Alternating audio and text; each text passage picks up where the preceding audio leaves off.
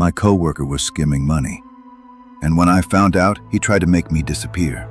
That's not an exaggeration. That's how things spiraled. And why I'll never look at elevators or spreadsheets the same way again. My name's Clarice. I'm 31, a junior accountant at a mid-sized investment firm in Ortigas.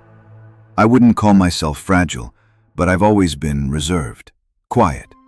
The type of person who double-checks everything, prefers spreadsheets to small talk, and panics internally when the phone rings unexpectedly. Last year, I thought I was finally finding my rhythm again. After my father passed, things had been rough. I was his only child, and settling his affairs drained me emotionally and mentally. But work gave me structure, a reason to get out of bed. And then I noticed something I shouldn't have, and he made me regret it. I worked on the 10th floor. Gray cubicles, muted phone rings, the occasional clatter of keyboard abuse. I preferred coming in early or staying late. The building grew eerily silent after 6:30 p.m. Even the security guards downstairs stopped greeting you by name after a certain hour. That quiet made it easier to concentrate. No chatter, no slamming printers, just numbers. Clean, logical, exact. I liked that, which is probably why it stood out when something didn't add up. It started with a transfer, a minor one, 9,840 pesos from a client fund marked miscellaneous fees. It didn't flag immediately, but something about the timestamp felt off. It had been moved just minutes before the report batch was locked, like someone rushed it through. I did what any diligent accountant would do. I flagged it and kept digging. I didn't bring it up to anyone. Not yet. Just noted it in a separate sheet. But once I noticed that one, I saw more. Transfers under 10,000, just enough to avoid red flags, always from client funds. Always late evening entries, always done by Kevin Liu, one of our investment managers. Kevin, the guy with the flashy ties and louder than necessary laughter, the kind of man who called everyone boss or idol and never shut up during lunch breaks. I felt stupid. I'd once brushed off his smirks as just annoying. Now they felt like something else entirely. The next week, Kevin cornered me in the pantry. His tone was light, but his eyes, they were scanning. "Clarice, heard you're a numbers whiz," he said, grinning. "Hope you're not overanalyzing too much. Some lines are just blurry, yeah?" He walked off without waiting for an answer. I hadn't said anything to anyone. That night I stayed late again. My cubicle felt colder than usual. I kept hearing soft clicking sounds, like someone typing, but no one else was around. When I stood to check, nothing. Then when I got home, there was a message on my door. "Hope the numbers still make sense." Just that, handwritten on a post-it. My heart dropped. Around 2 a.m., my phone buzzed once, no message, just a missed call. No number. When I checked the voicemail the next morning, it was just breathing. I slept with the lights on for 3 nights. The next day, I opened one of Kevin's fund sheets and found a folder saved in the same drive titled Personal Do Not Open. I opened it. It was a messy spreadsheet, half-coded, but it was clear. Kevin had been redirecting client funds into something called Quick Strike Global, with high-risk returns and shady overseas wallets. He'd make small profits, return the funds before audits, and hope no one noticed. Until one day, he wouldn't break even, and that day was coming fast. I debated all day whether to turn it in. Every time I glanced at Kevin across the office, he was smiling at someone, too confidently, like he already knew. I printed one sheet as proof and took a photo of the folder. That night, I left late again. The elevator dinged, doors opened, and there he was, Kevin. He smiled, but it didn't reach his eyes. "You've been digging," he said casually. "Some things aren't yours to fix." He reached past me and hit the basement button. "No cameras in the parking level this week," he muttered. That's when I panicked. I didn't wait. I lunged for the emergency stop and slammed my fist on the open button. Kevin grabbed my wrist. "You don't get it," he hissed. "It's not even theft. It's just a delay. I return the money. I always do." He tried to pull me back in, but I twisted and slipped out. My heel broke, but I didn't stop running. I bolted straight to the stairwell. I didn't even look behind me, just kept going. My ears rang. I remember that. Like I couldn't hear anything but my own heartbeat. He didn't follow. Maybe because he didn't need to. Maybe because he already knew fear would do the work for him.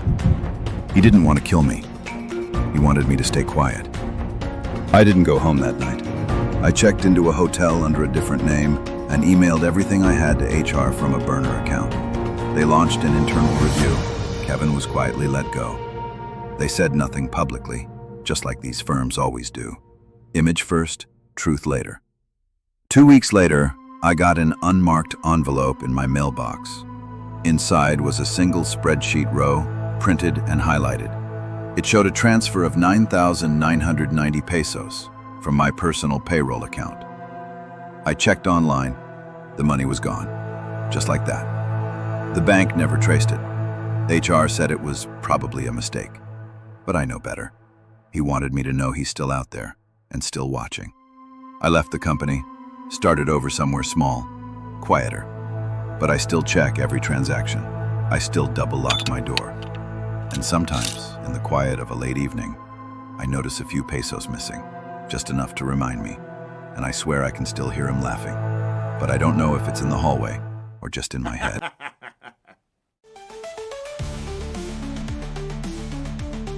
I'm Marissa, 26, freshly hired junior data analyst at one of those faceless corporate offices where people decorate their cubicles with motivational quotes and sad little succulents that die from neglect.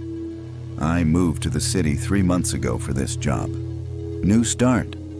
I didn't know a soul here, which suited me fine. After a breakup that felt like a slow-motion car crash, I figured anonymity in a sea of strangers might be good for me. Turns out, anonymity doesn't mean safety. And sometimes, the most dangerous people don't lurk in alleyways. They sit right across from you, in tailored blouses and kitten heels. My office is on the 14th floor of an old high-rise downtown.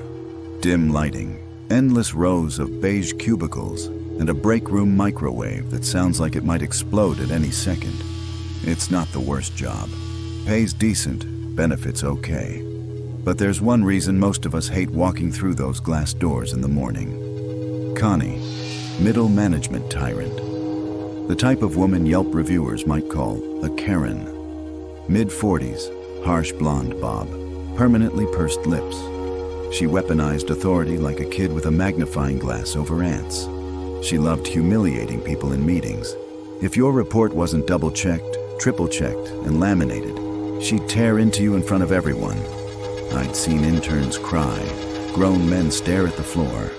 For whatever reason, she decided I was her new favorite target. It started small.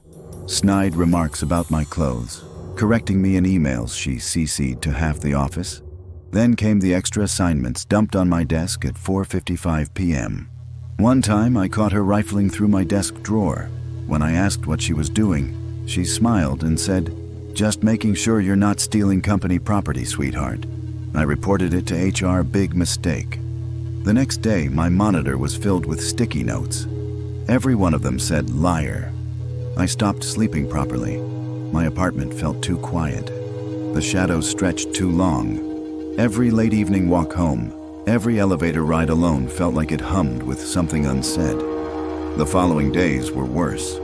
Whispers in the break room stopped when I walked in. Emails went unanswered. Connie smiled too much, the kind of smile that made your stomach drop. It wasn't just me anymore. People started avoiding each other, as if whatever was wrong might be catching. Then came the staff meeting. HR called it a professionalism refresher, which was office speak for Connie's been acting up again. Everyone packed into the conference room that morning, sipping weak coffee and avoiding eye contact. The HR rep barely made it 5 minutes before Connie exploded. Red-faced, voice sharp as a serrated knife, she started tearing into people. Accused Rhonda in accounting of fudging numbers. Snapped at Daniel from marketing for spreading lies. Humiliated a junior assistant over coffee orders. It wasn't just me anymore. I remember the tight, brittle silence after she stormed out. The way people didn't look at each other. The tension after that meeting was different, sharper. Some of us whispered that one day, someone was going to snap. And that night came sooner than expected. It happened on a Friday. I was working late. Because of course, Connie dumped an entire quarterly audit on my desk at 5:03 p.m. I was the last one in the office. Or so I thought. I heard it. A sharp, ugly noise from the stairwell, like something heavy hitting concrete. A muffled grunt. For a full minute, I sat frozen at my desk, staring at the red glow of the exit sign above the door. Curiosity won out. I crept to the stairwell, cracked the door open. The flickering fluorescent light made everything look jaundiced and sickly. Halfway down the stairs was Connie, collapsed, face pale, one side streaked with blood. Breathing, barely, no one else around. I remember the way her fingers twitched, the dark red pooling beneath her head. I didn't scream, I just watched. For a second, a terrible thought bloomed in my head. Maybe just shut the door, pretend you never saw it. But my hands were already dialing security. Miguel, the night guard, found me shaking in the hallway. I blurted out what I saw. He rushed down, radioed it in. But before the paramedics arrived, Miguel came back up, looking pale. "Did you see anyone leave?" I asked. He hesitated, swallowed hard. "No," he said, voice low. "But someone was here." His eyes darted to the camera in the stairwell corner, the one Connie always insisted wasn't working. My stomach turned. Miguel wasn't just scared. He was warning me. And I knew then, it wasn't a random mugger. Someone had been waiting, someone from inside. After that meeting, I wasn't surprised. The official word was a workplace accident. Some nonsense about Connie slipping in the stairwell. But nobody believed it. No one ever said it, but you could feel it, like thick smog in the office air. Everyone walked quieter, avoided eye contact. A week later, when Connie returned, bandaged, bruised, rattled, she was different, but not better. When I passed her in the hallway, her eyes darted to mine, and for the first time, Connie looked away first. Her voice shook during meetings. She flinched when people raised their voices, and she never took the stairs again. Rumors spread that Connie had been advised to step down, strongly, not officially by management, more like someone, or several someones, made it clear. A couple weeks later, word went around that she'd resigned due to ongoing health concerns. But I knew, we all knew. It wasn't health, it was fear. Someone had made sure she understood. And me? I still work late sometimes. Rent's due, after all. But I don't take the stairs anymore, and when the lights flicker in the garage, I wonder if he's still out there, waiting for the next Connie.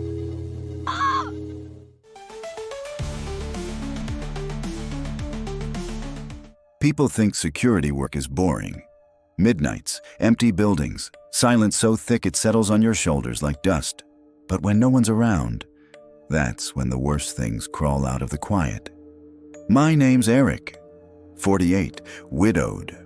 2 grown kids who barely call unless they need something. I've been on the graveyard shift for over 2 decades. Since the year 2000 had people hoarding canned beans and thinking microwaves would explode. It suits me. Always has. No meetings, no water cooler chats. Just me, my rounds, and the hum of fluorescent lights. Sometimes it gets too quiet, and you start hearing things that aren't there. Once, I swear I heard my wife humming from the break room, our song, but when I turned the corner, the light flickered once, and the silence swallowed it whole. I try not to think about the house. It creaks differently now that she's gone. I don't go home until I'm too tired to hear it. The building that night was a 5-story office complex on the edge of downtown. Standard boxy architecture forgotten by the skyline. Inside, a real estate group, a payroll service, a pair of independent consultants, and a small law firm on the top floor. I'd watched those tenants come and go for years. No high-value items, nothing you could carry out under a coat. Everything important was digital, encrypted, or locked up tighter than a miser's wallet. The official stance? Nothing here's worth stealing, which is probably why I was the only guard assigned that night. The shift started like any other. Logged in, did my initial sweep, greeted the vending machine like an old friend, spent the next 2 hours bouncing between CCTV feeds and a well-worn paperback. Somewhere around my third trip through Camera 6, I was thinking more about coffee than crime. That's when I noticed it. Camera 3, back alley side, glitched. Not too strange. Rain had been falling on and off all week, and that side's always had wiring issues. But when the screen flickered back on, the loading door, it was open. That door was never open, especially not after 10 p.m. I paused, let my eyes adjust, rewound the last few seconds. No movement, just open. I stood, grabbed my flashlight, radio clipped to my hip, my keys always on me. I didn't call it in. Not yet. Could have been a false alarm, could have been wind. As I moved down the side hallway, the air changed. Cooler. Still. Even my footsteps sounded different, muffled, like walking on carpet that wasn't there. The door was slightly ajar, swaying just a little. The air outside smelled like wet concrete and rust, but under it was something else, something sharp, like hot metal. I stepped closer, flashlight in hand. That's when I saw it, reflected in a rain-slicked puddle just inside the threshold. A shape. Low. Still. Definitely human. I lifted the beam.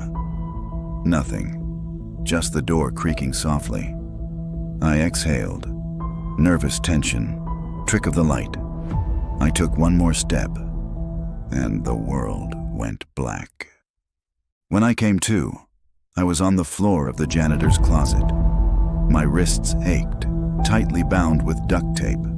My mouth packed with something cloth, the tape sealing it shut. My flashlight and keys were gone. It felt like my skull had been split and glued back together wrong. My ears rang. The world tilted sideways. It smelled like bleach and rust and something vaguely sour. I blinked hard and caught a sliver of voices, muffled like underwater threats. 2 men, one gruff, one eerily calm. He said it was in her office, the gruff one muttered. Top floor, Melissa Galt. She shredded everything, the calm one replied. Said there was a hard copy. Melissa Galt, the attorney on 5, quiet type. Dealt with divorces, property disputes. Always polite, always distant. I'd walked her to her car more than once on stormy nights. I'd never thought of her as someone worth robbing. The men moved through the building like they'd done it before. No smashing, no stumbling, no shouting. Their flashlights were low and steady.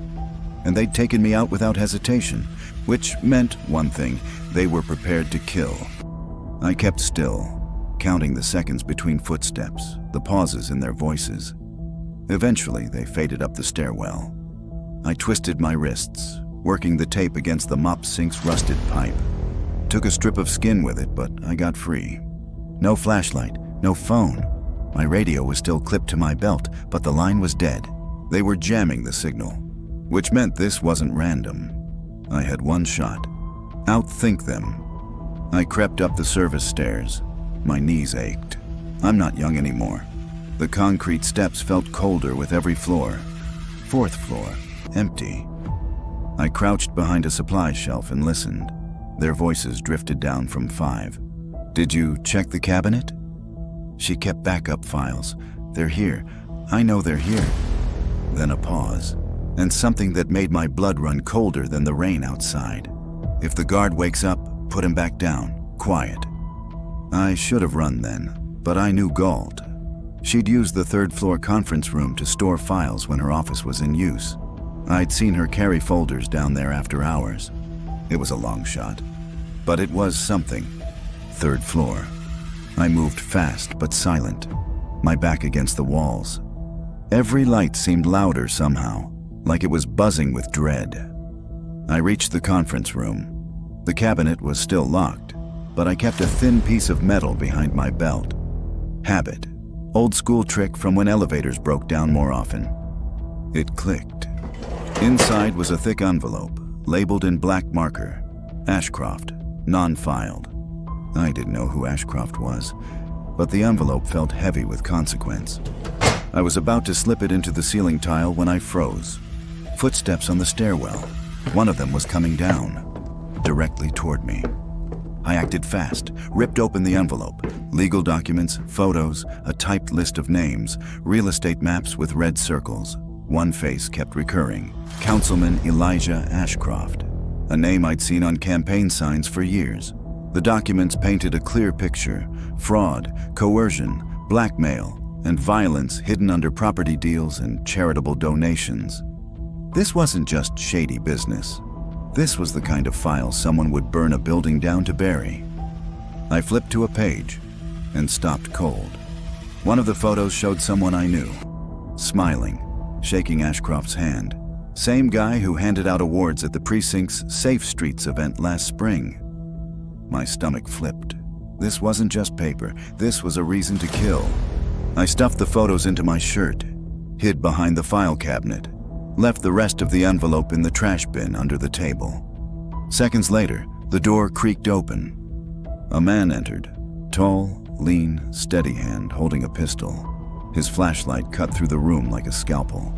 He walked to the cabinet, opened it, swore, turned toward the trash, found the decoy. He barely glanced at the cabinet. The drawer didn't matter, only the envelope. He held it with both hands, like it was worth more than the gun. "Found it," he said into his earpiece. He didn't even look inside. He turned to leave. I stayed frozen, counted to 100. My heartbeat felt like thunder in my ears, just as I exhaled. Something creaked behind me. A pipe, maybe my shoe shifting. The man stopped, turned his flashlight back. The beam hovered over the cabinet for a breath too long. Then it swung past me, brushed the tip of my boot. He paused. I held my breath until my lungs screamed. Then he turned and walked out. I didn't move for another 30 seconds. Out the hall, down the emergency stairs, into the maintenance room on the first floor. Locked the door behind me and uncovered my radio. Static. Then clarity. Base to dispatch. Intrusion. Armed suspects. Building 512 Kaplan. Suspects may be exiting now. Do not engage. Repeat, do not engage.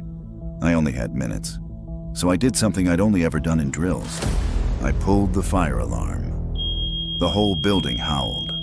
Lights strobed. The two men burst out of the stairwell and into the parking lot, right into the headlights of 3 patrol cars.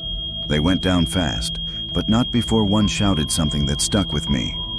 "Tell Ashcroft we tried." The officers thought it was a break-in. Until they found the gun. Until they found the envelope. The fake one. Then I handed over the real files, the ones stuffed against my ribs, soaked with sweat. They didn't know what to make of it. Neither did I. Later, I sat in the back of an ambulance. Got my wrists bandaged. Signed off my statement. They called me brave. But it wasn't bravery. It was routine. Memory. The kind of thing that creeps in after 20 years of watching doors that never open and cameras that never move. I still work the graveyard shift. But now, I carry a second radio. And a blade tucked in my boot. People ask me sometimes, what's the scariest thing I've seen on duty? I don't tell them about the man with the gun or the moment I blacked out. I tell them about what came after. When I went back to the 3rd floor 2 nights later to check the lock on the conference cabinet, just for peace of mind, the trash bin was empty, and inside the drawer was a single sheet of paper, no envelope, no signature, just 5 words, typed in bold. Someone else is still watching. I stood there for what felt like 10 minutes, rereading that line, The hallway lights buzzed. The silence felt heavier than usual. I wasn't alone, and maybe hadn't been for a while. Let's just say I don't drink vending machine coffee anymore, not at night. Ashcroft won re-election the following month. Landslide victory. The scandal never surfaced. Galt never returned to her office. Her name disappeared from the law firm's directory the same week her lease ended early. When I asked around, no one could tell me where she went. Maybe she ran, maybe she was helped along. Either way, I still checked that third-floor cabinet at the end of every shift, because secrets don't stay buried in files, not when someone else is still watching. And people kill for money, but secrets get erased.